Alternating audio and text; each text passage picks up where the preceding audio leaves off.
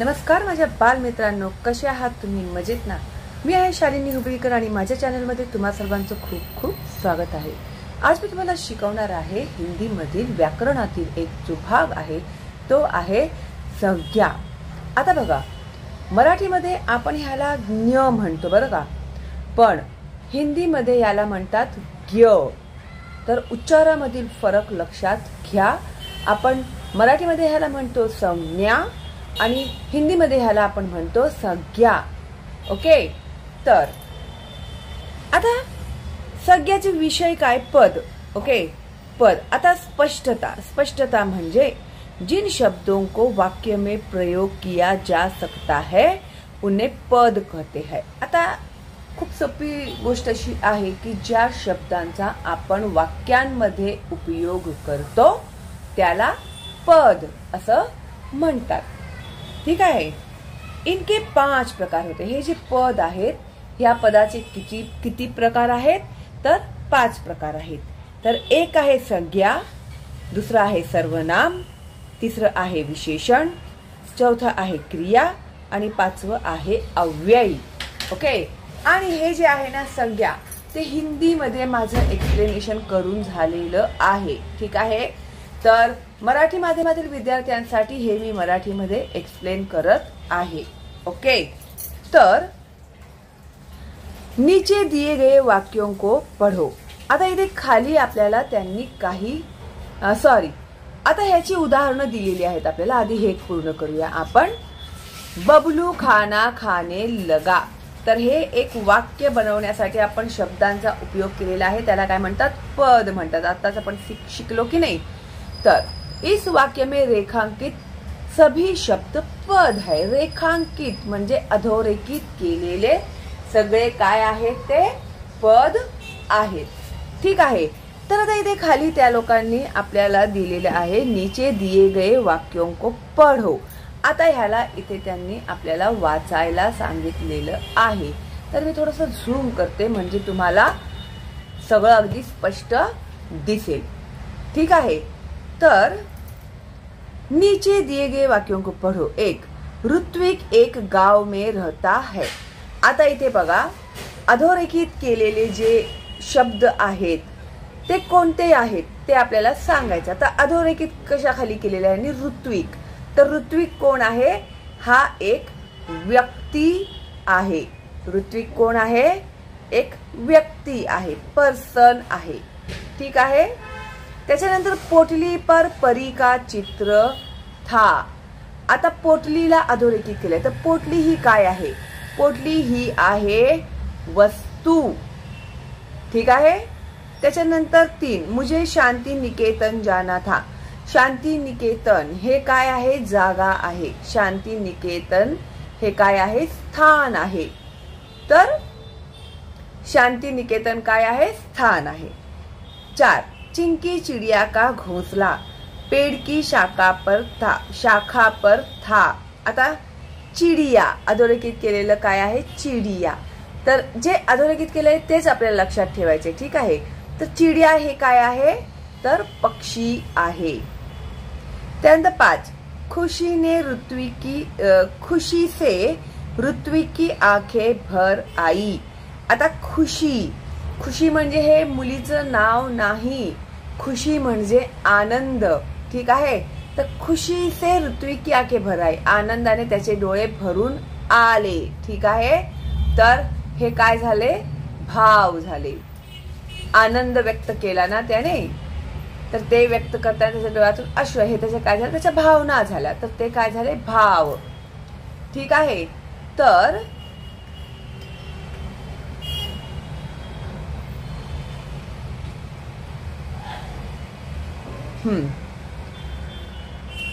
In वाक्यों में रेखांकित शब्द किसी न किसी व्यक्ति। आता अधोरेखित जे शब्द आहेत ते कोणत्या ना कोणता व्यक्ती, पक्षी, वस्तु, स्थान, भाव आदि के नाम है, इसलिए ये शब्द संज्ञाएं है।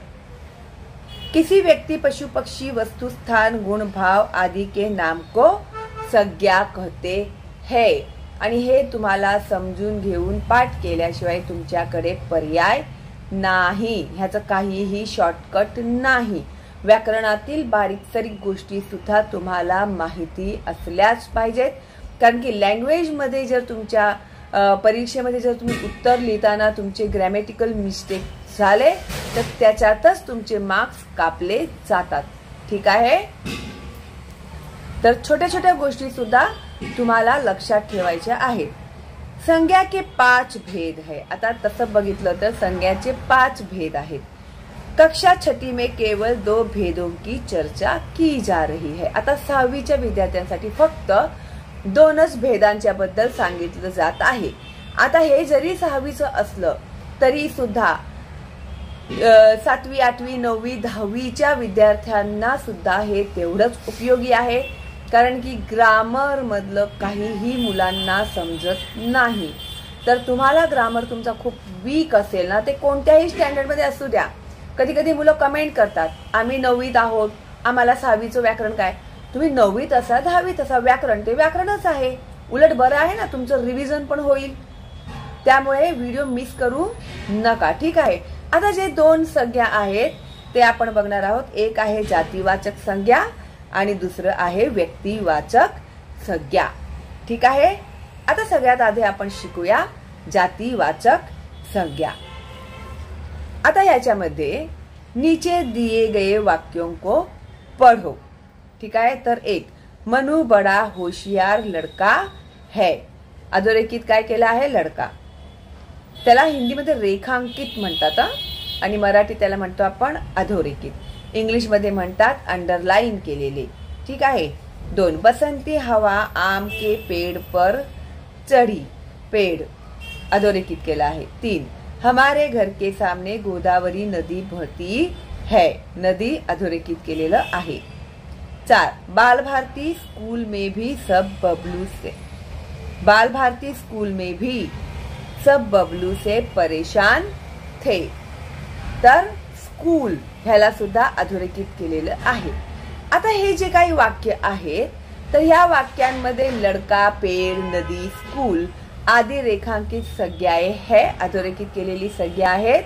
ये संज्ञाएं काय आहेत? तर व्यक्ति, वस्तु, स्थान आदि के पूरे वर्ग को सूचित करती है. तर ह्याच्या आधी आपण शिकलेले होते तेच सेम आता इथे जातीवाचक मध्ये दिलेलं आहे. जातीवाचक मध्ये काय आलं आहे? लड़का, पेड़, नदी, स्कूल. ही काय आहे? तर ही संज्ञाएं आहेत. ठीक आहे. आता हे जी संज्ञा आहेत ते काय आहेत? व्यक्ति, वस्तु, स्थान आदि के पूरे वर्ग को सूचित करते. त्या गटाला ते आपल्याला दाखवून देतं ह्याच्यामध्ये. तर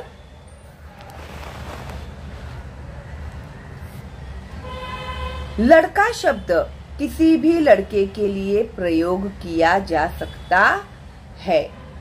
आता लड़का म्हणजे काय? मुलगा. तर मुलगा हा शब्द कोणत्याही मुलासाठी आपण ह्याचा उपयोग करू शकतो की नाही? लड़का म्हणजे काय झालं? मुलाला लड़का म्हणतात. तर आपण ते कोणत्याही मुलासाठी त्याचा उपयोग करू शकतो. त्यानंतर 2 पेड़ शब्द प्रत्येक पेड़ के लिए प्रयोग किया जाता है. आता इथे आपल्याला पेड़ आहे तर पेड़ हा शब्द कोणत्याही झाडासाठी आपण वापरू शकतो ना. पीपल का पेड़, आम का पेड़, नारियल का पेड़. ठीक आहे. तर अशा प्रकारे. त्यानंतर नदी शब्द प्रयोग प्रत्येक नदी के लिए प्रयोग किया जाता है. नदी प्रत्येक नदीसाठी नदीच हा शब्दचा प्रयोग करतात ना, नदीच म्हणतात ना त्याला. हा. त्याच्यानंतर स्कूल शब्द प्रत्येक स्कूल के लिए प्रयोग किया जाता है. तर कोणतीही शाळा असू द्या त्याला स्कूलच म्हणतात. हो की नाही? शाळेला काय म्हणतात? तर स्कूलच म्हणतात. तर कोणतीही शाळा असली तरी त्याला काय म्हणतात? स्कूलच म्हणतात किंवा शाळाच म्हणतात. ठीक आहे. तर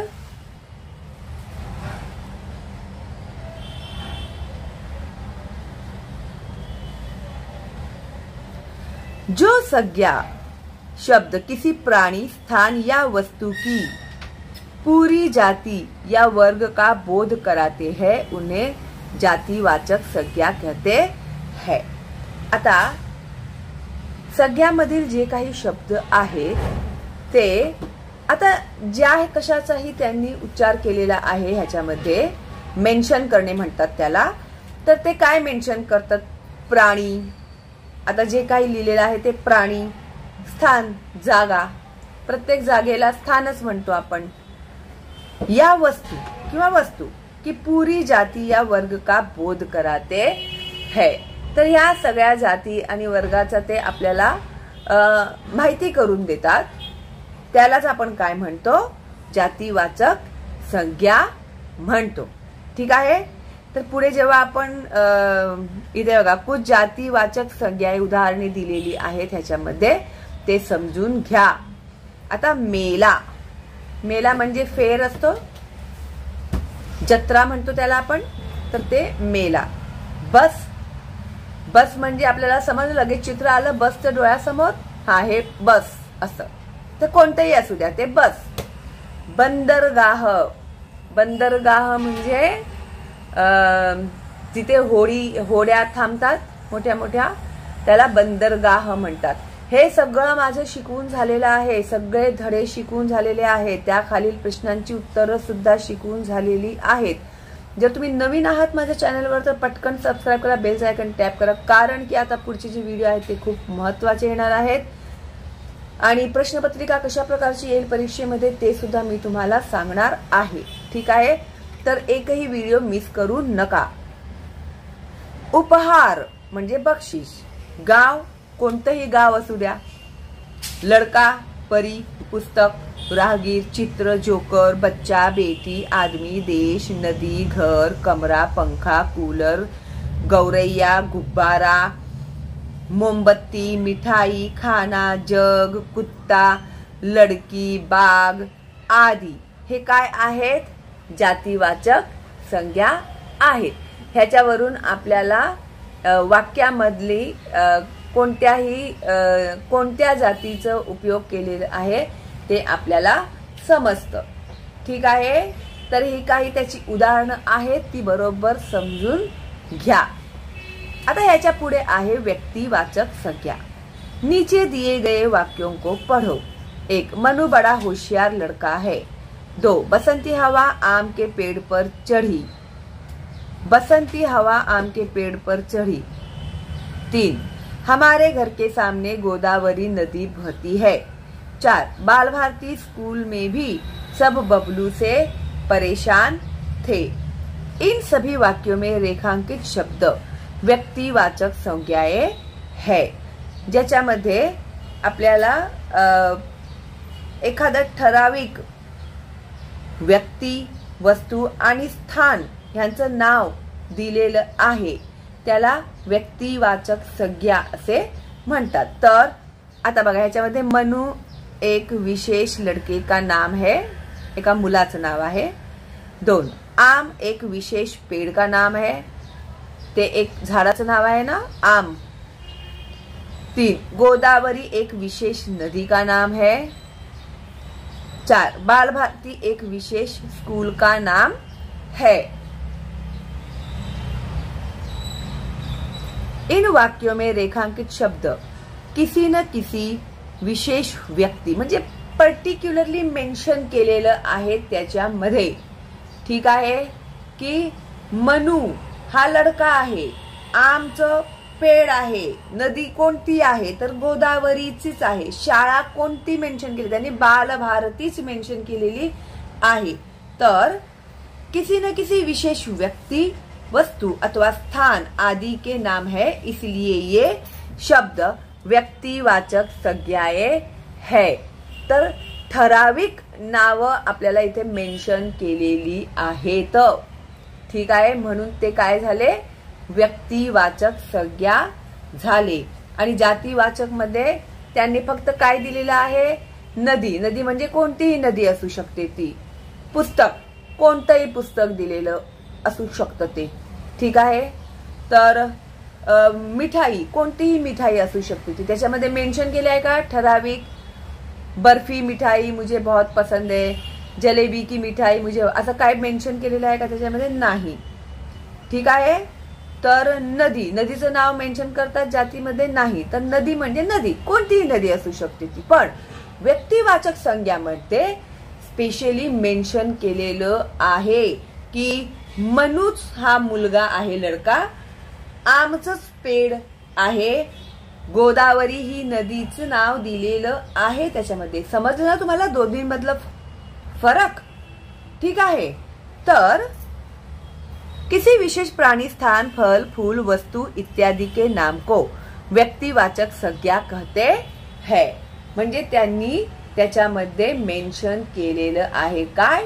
तर नाव मेन्शन केलेली आहेत. ठीक आहे. आता जसं काही संज्ञाची उदाहरणं त्यांनी आपल्याला दिलेली आहेत. तर बघा ह्याच्यामध्ये महाराष्ट्र नाव लगेच जागेचं आलं त्याच्यामध्ये.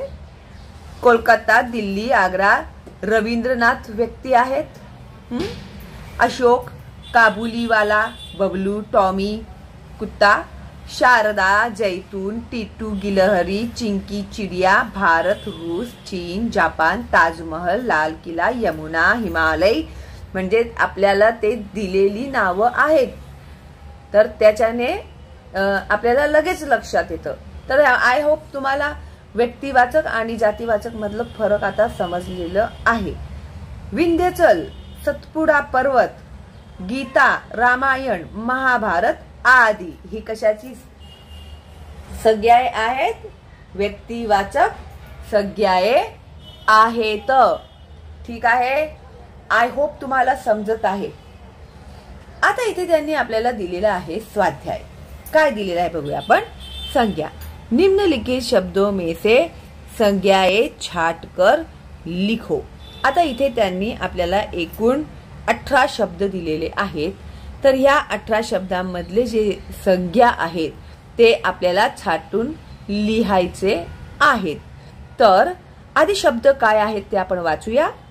लड़का, ऊपर, देश, यह, रानी, पेड़, पुणे, नीचे, कुरान, मेला, बड़ा, वहां, बाग, फूल, कावेरी, नाशिक, हम, नदी. तर ह्याच्यामधली संज्ञाएं कोणती आहेत? तो भी इसमें की संज्ञाएं देखो क्या है. एक है लड़का, ऊपर नहीं है, देश है, यह नहीं, रानी, पेड़, पुणे, कुरान, मेला, बाग, फूल, कावेरी, नासिक और नदी. ये मैंने इसे अंडरलाइन कर दिया है. ठीक है. अभी लिखने को बैठूंगी तो बहुत ज्यादा टाइम हो जाएगा. ओके. तो ये क्या हो गई? हो गए संज्ञाएं हो गई. ठीक है. आई होप आप लोग को भी ये समझ में आ गया है. ठीक है. अभी यहाँ पर जो है प्रश्न दूसरा, निम्नलिखित वाक्यों में आई संज्ञाओं को रेखांकित करो. अभी आता हे जे खालील जे वाक्य आहेत त्यांना मैं बीच में हिंदी में बोला मैंने शायद. तो तर हे वाक्य काय आहेत? हे जे काही वाक्य दिलेली आहेत ह्याच्यामधले जे संज्ञा आहेत त्यांना आपल्याला अधोरेखित करायचं आहे. तर एक, लावारिस वस्तुओं को हाथ न लगाए. तर ह्याच्यामधली संज्ञा काय झाली? वस्तुओं. तो वस्तु ही काय झाली? संज्ञा. पानी में कचरा न डाले. तो कचरा ये क्या है? संज्ञा है. अपने सामान का ध्यान रखे. हवा और हरे खेत, हवा हरे खेत में पहुंची. तो हवा एंड खेत ये क्या है? संज्ञाएं है. मैं पुस्तकें खरीदना चाहता हूँ. सामने परी खड़ी थी. जोकर सबको हंसाता है. शाम को गुरुदेव से भेंट हुई. ठीक है. तो ये क्या है? सारी संज्ञाएं है. प्रश्न तीसरा, निम्नलिखित संज्ञा शब्दों के सामने उनके भेद लिखो। तो अभी यहाँ पर कुछ संज्ञाओं के नाम दिए हैं और यहाँ पर हमें उनके भेद लिखने हैं। ठीक है, तो सबसे पहला है नागपुर। तो नागपुर क्या हो गया? तो स्टार्टिंग में ही हम लोगों ने सीखा हुआ है, अभी तुम लोग को 6th स्टँडर्ड में सिर्फ दोनच संज्ञा दिलेल्या आहेत तुम्हाला, एक आहे जातीवाचक आणि एक व्यक्तिवाचक। तर हे जे आहेत दिलेली आपल्याला जे काही शब्द आहेत ते जातीवाचक आहेत का व्यक्तिवाचक आहेत ते आपल्याला लिहायचं आहे। ठीक आहे, आता हे जर लाईव्ह स्ट्रीम असतं तर तुम्ही उत्तर दिलं असतं मला, पण ठीक आहे आता आपण लाईव्ह स्ट्रीम मध्ये नाही आहोत कारण की नेटवर्कचा भरपूर इश्यू आहे पावसाळा असल्यामुळे। तर चला मग आपण घेऊया लिहायला। आता नागपूर, नागपूर हे काय आहे आपल्याला मेन्शन केलेलं आहे ना, नागपूर हे एका शहराचं नाव आपल्याला इथे दिलेलं आहे, आपल्याला लगेच कळलं ना ते काय झालं मग, हे व्यक्तिवाचक नाव झालं। नागपूर काय झालं तर नागपूर हे आहे व्यक्तिवाचक। आणि पुस्तक, पुस्तक कोणतंही असू शकतं ना ते, तर त्यांनी आपल्याला मेन्शन नाही केलंय की ते ठराविकच पुस्तक आहे, मग ते कोणतं झालं तर जातीवाचक।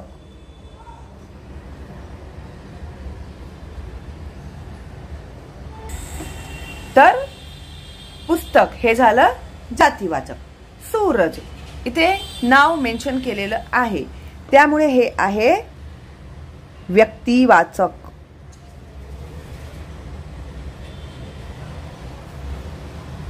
व्यक्तिवाचक। हिमालय मेन्शन केलेलं आहे व्यक्तिवाचक।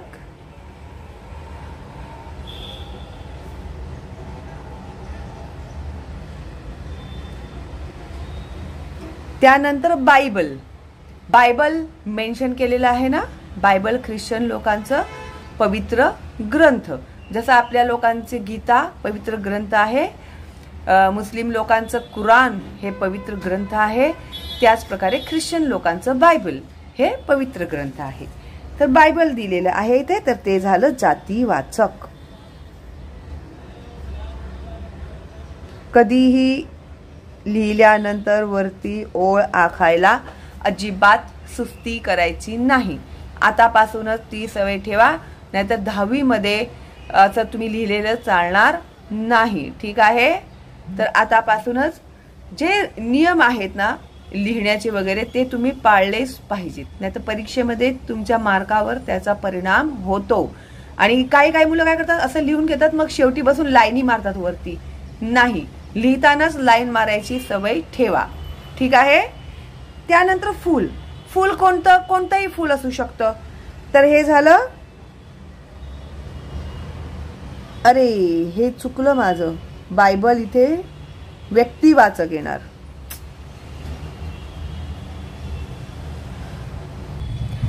तुम्हाला ते बायबल समजवण्याच्या ह्याच्यामध्ये मी चुकून इथे जातीवाचक लिहिलं आहे, तर हे आहे व्यक्तिवाचक। आय होप मी आता लिहू शकते हे, अरे वा शाबाश, बघितलं का, तर हे आहे व्यक्तिवाचक। त्यानंतर 6 फूल, फूल काय आहे जातीवाचक।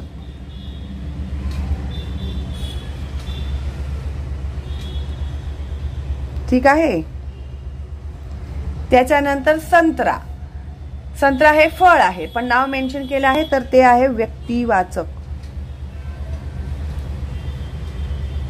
आय होप आता हे पक्क तुमच्या डोक्यात बसलं असेल आणि हे विसरायचं नाही, आणि मध्ये मध्ये व्हिडिओ बघत राहा म्हणजे ग्रामरचे तुम्हाला कन्फ्युजन नाही राहणार, पक्के बसतील ते डोक्यामध्ये तुमच्या। ठीक आहे, गाय काय आहे, कोणतीही गाय असू शकते, तर ती आहे जातीवाचक।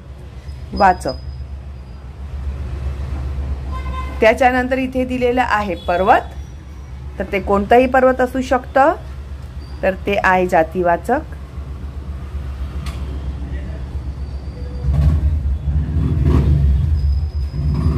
त्यानंतर गीतांजली हे आहे व्यक्तिवाचक, हा एक ग्रंथ आहे जो लिहिला होता if I am not wrong Rabindranath Tagore यांनी।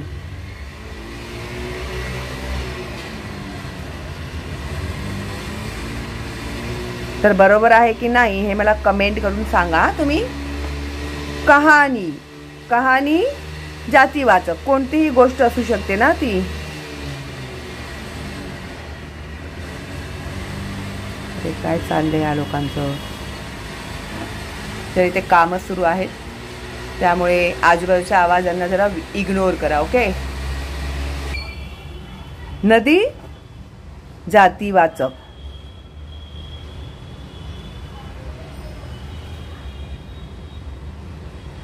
कमरा जातीवाचक. थोडंसं लिहायला मला डिफिकल्ट जाते.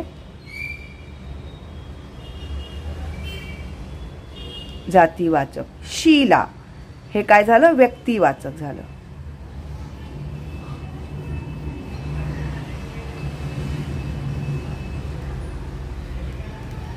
त्यानंतर आहे बबलू. बबलू काय झालं, बरोबर आता समजलं तुम्हाला, हो की नाही.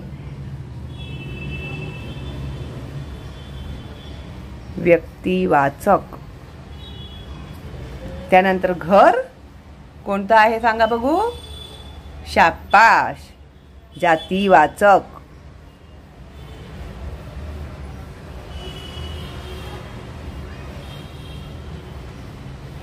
ठीक आहे.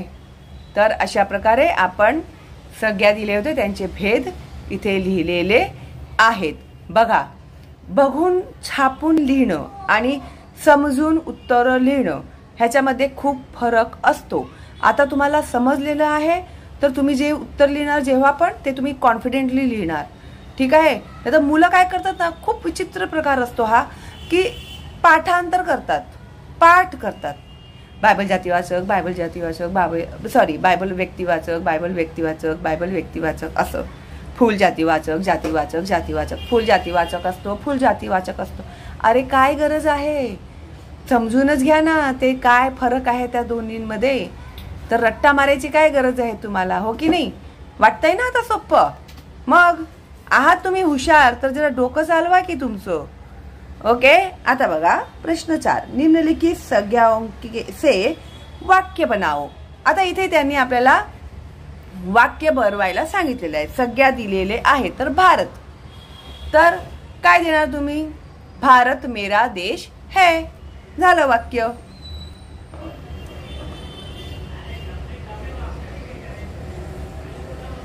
भारत मेरा प्रिय घाला. प्रिय देश है. झालं वाक्य. काहीतरी कठीण आहे याच्यामध्ये नाही ना. मग आता घर. आता काय घर वरती वाक्य बनवणार तुम्ही. सोपं वाक्य बनवायचं. मेरा घर बहुत बड़ा है. लिहा.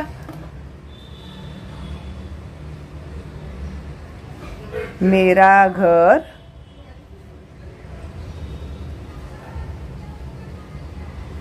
बहुत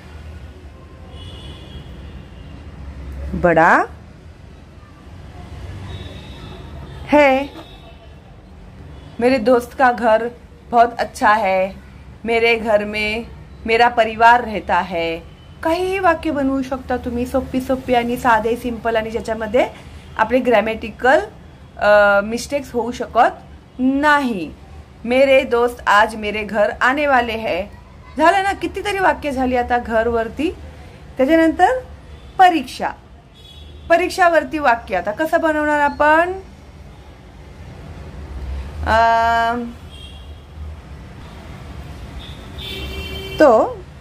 तर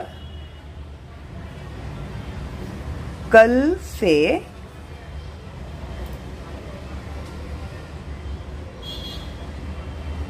परीक्षा शुरू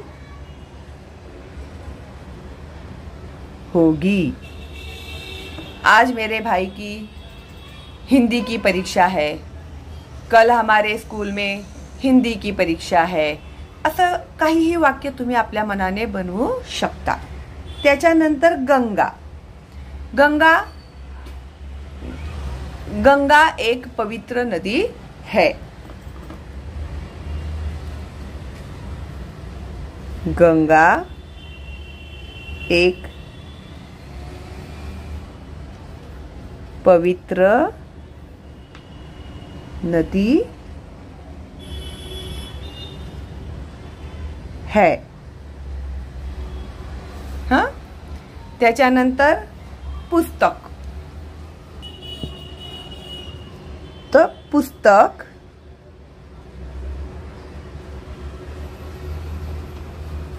अलमारी में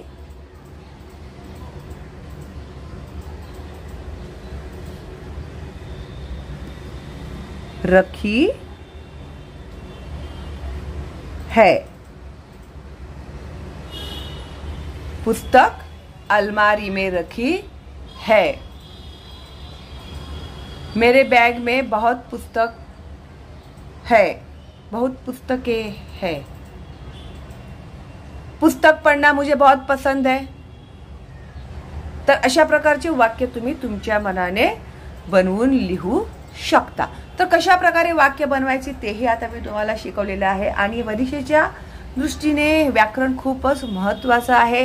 व्याकरण समजलं तरच तुम्हाला मार्क्स भेटतील, नाहीतर तुमचे खूप ग्रॅमॅटिकल मिस्टेक्स मध्ये तुमचे मार्क्स कापले जातात। ठीक आहे, त्यामुळे व्याकरण समजून घेण्याचा आधी प्रयत्न करा। आणि मी अतिशय सोप्या भाषेमध्ये तुम्हाला शिकवते। तर आणि मोफत आहे माझे शिक्षण, तर प्लीज फॉरवर्ड करा तुमच्या मित्रमैत्रिणींना, नातेवाईकांना, जेणेकरून त्या मुलांचा फायदा होईल। ठीक आहे, आणि तुम्हाला काही शंका असतील तर मला कमेंट करा, काही शंका नाहीत तर एक थँक्स तर तुम्ही मला लिहू शकता, हो की नाही। आणि तुम्ही कुठून माझा व्हिडिओ बघत आहात ते जरा मला सांगितलं ना तर मलाही कळेल ना की कुठून कुठून माझे विद्यार्थी माझे व्हिडिओज बघतात। ठीक आहे, आणि तुमचं सुंदरवालं जे नाव आहे ना तुमच्या मम्मी पप्पांनी ठेवलेलं आहे खूप प्रेमाने, तर तुमचं नावही मला सांगा। ठीक आहे, चला मग भेटूया लवकरच पुढच्या व्हिडिओमध्ये। तोपर्यंत ऑल दी बेस्ट तुम्हाला आणि बाय बाय।